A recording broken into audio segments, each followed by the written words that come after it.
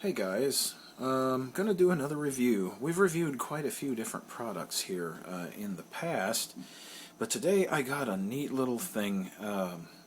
We actually needed it because we had an old toaster oven that we were trying to toast something with, and it finally blew its heating element. There's like a blue flash and everything was like poof, and that was the end of it, you know. So I had to actually use the tabletop oven, not the toaster oven, to do her toaster strudel and my waffles this morning. But anyway, so what I did, I spent, it was $10 I spent on this thing. I went down to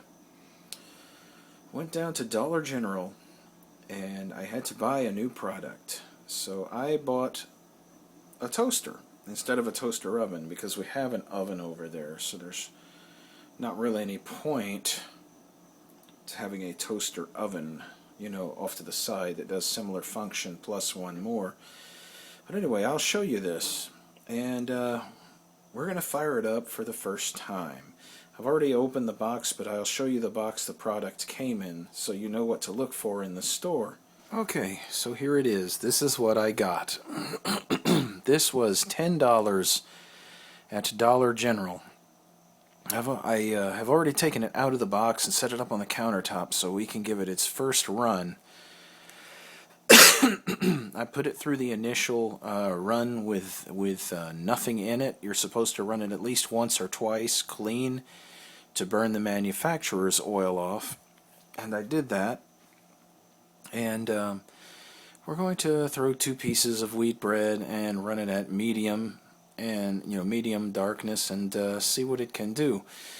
And anyway, I'll show you the product now. So here it is.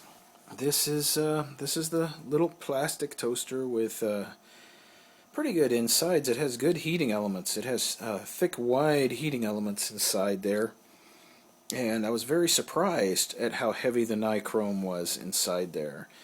It draws 750 watts. And right out of the box, I noticed some things that were very interesting about this. This toaster does not use a mechanical thermostat. What this toaster does is very interesting. Is it has an electronic timer. That knob down there on the front is actually a potentiometer or variable resistor. So it's digitally controlled, which is very interesting. The other thing, like I was saying, 750 watts. There was a time when you couldn't get a small kitchen appliance with a heating coil in it that was below 1,000 watts. But a lot of the things, like that little coffee maker I reviewed, and there was something else. Oh, the rice cooker I reviewed. Those things are running right at 750 to 500 watts. The coffee maker was 500 watts. This unit is 750, and I think the rice cooker was 750.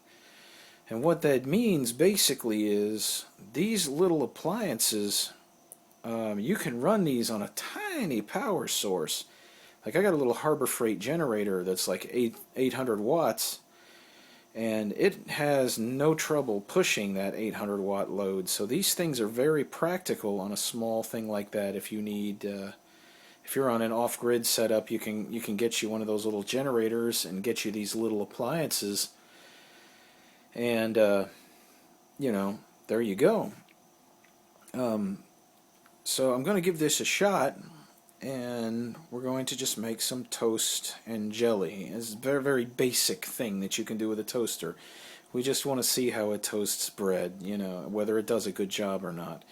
So let's see if my $10 were worth it. I'm going to get everything together, and we're going to fire it up. Okay, so here we have some just cheap-ass store-brand, run-of-the-mill wheat bread, and we're just going to pop these into the toaster. They're not overly dry. It's actually pretty fresh. So let's go ahead and... Sorry for the lighting. I'm having to do this on minimal power. We still don't have some parts of the house wired yet, so the lighting is a little crazy right now. But anyway, there that is. And... let's, sorry, I'm having to do this through the viewfinder, so it's kind of like working underwater. I'll go ahead and power it down, or power it on, One of the things about this toaster is it will not lock in the down position while unplugged. It uses an electromagnetic lock. It's not a mechanical mechanism at all. It's very electromechanical.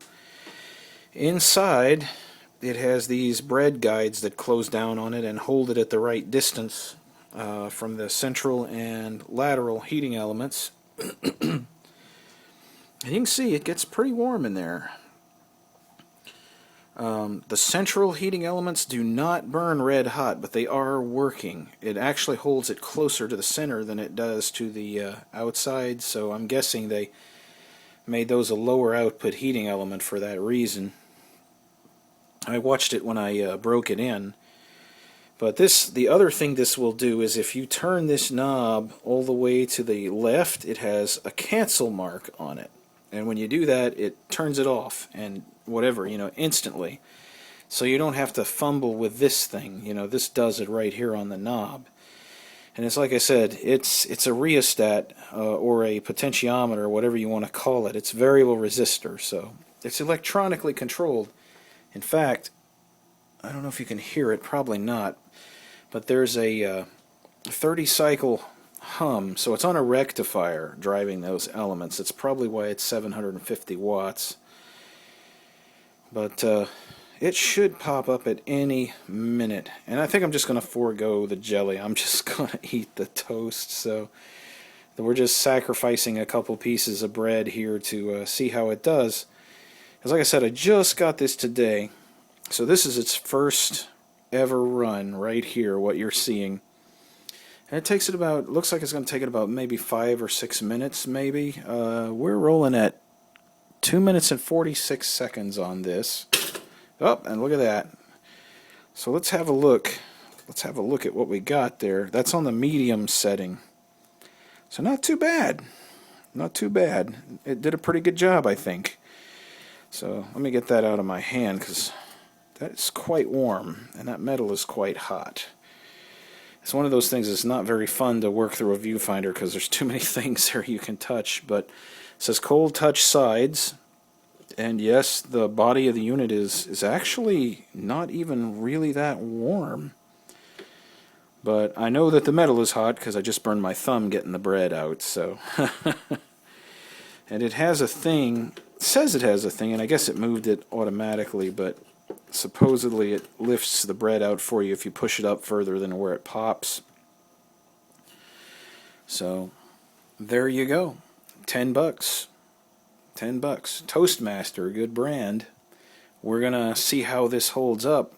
I like the fact that it draws such a low wattage because that means I can put this either on my little generator, or I've got a 1500 watt inverter sitting in the other room hooked to the solar panels, and I've got a few hundred amp hours of battery, so I can actually make toast in the morning with this on solar power, if I wanted to. Anyway, so I'm gonna just chomp on this toast, and there you have it. I mean, it's Cracker Jack product, that's all there is, it's done. I guess I'll review it in about 4 to 6 months, and we'll see how it's holding up. Dry toasted bread. Y'all have a good one, YouTube. And yeah, for $10, can't go wrong. It's a toaster. Toast bread.